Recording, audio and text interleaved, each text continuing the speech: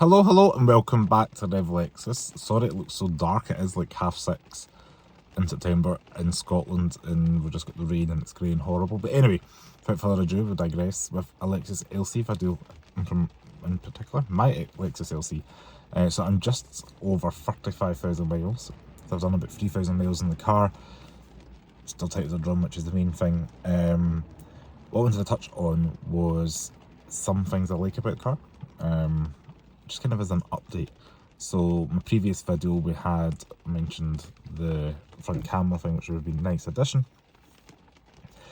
This car, been owning it, I've never experienced so many head turns in a car. Like, even driving or being in like a Bentley Mulsanne, which is really large with the presence that brings, I think more people look at this.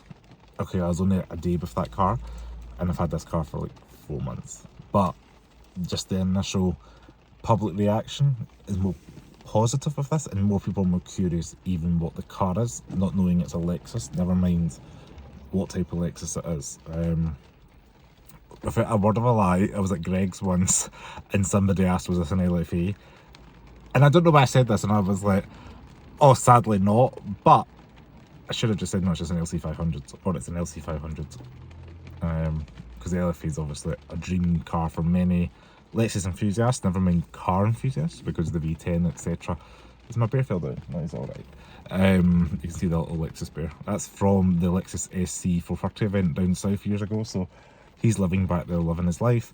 Yeah, so it gets a lot of looks, a lot of compliments. Even people like strike up conversations. I remember being at a kebab shop picking up a delivery, and not only the owner of the kebab shop came out, people waiting for their food wanted to know what it was, and there was a car guy there with a 428i, and he was really into cars apparently and had classic cars, an older gent, and he'd never seen this before, and I thought that's quite cool. Just like people who are into cars come up, be it Rachel's car park. I had somebody as well that's husband and wife, or partners anyway, don't presume the husband and wife, but they had a 4 Series Grand Coupe, I can't remember how many doors it had. Anyway, parked up beside me, was blown away by the interior, and I was just like, oh, when you go and jump in and have a look, like, it's a conversation starter. And probably the blue, orange and white help, but yeah, the LC, if you're going to buy one of these or think about buying it, it's definitely more eye-catching. And it was so funny when I had the IQ, because sometimes I would take this to the gym, sometimes I'd take the IQ, in the same parts of the road you would take the LC, and people would stop and look at you at a junction, or if you're driving through Giffnock, which is quite a snazzy town in Scotland, with like people park their DBSs and their G-Wagons and all that kind of stuff. It's that kind of neighbourhood. People still turn their head for this, and when you're in the IQ and nobody would look at you, and I'll be like, oh, no one's looking at me, but you forget they're not looking at you, they're looking at the car. And I'm the same, because obviously if you see an Aston Martin, a Ferrari, or whatever it is that excites you, you're excited by the car, you're not caring, not the nicest way possible, you're not caring who's driving, but it's the opposite effect when you're driving a different car and nobody's looking at you. But I will say, like, this stresses me out parking it. So trying to be at multi-story or at a like supermarket car park, I try and park really far away from people, and people still try and park beside me, which is frustrating, even though there's maybe like 50 other spaces. But I try and limit people parking next to me, so I don't want to get door dings or anything like that, because of these doors being like composite materials and not super easy to replace and fix. I just don't want any damage to this. Whereas when I had the IQ, I parked next to anybody because it would easily fit within a space. Even if you had like a Range Rover and an X5 beside you, you could still get in and out easily. Whereas this is like, oh, it's a tight squeeze, because it is a wide car. If you're watching this in the States or the Middle East, it's probably not a wide car, but in the UK it is wide. Like, it's just a wide car. It's quite big for the spaces.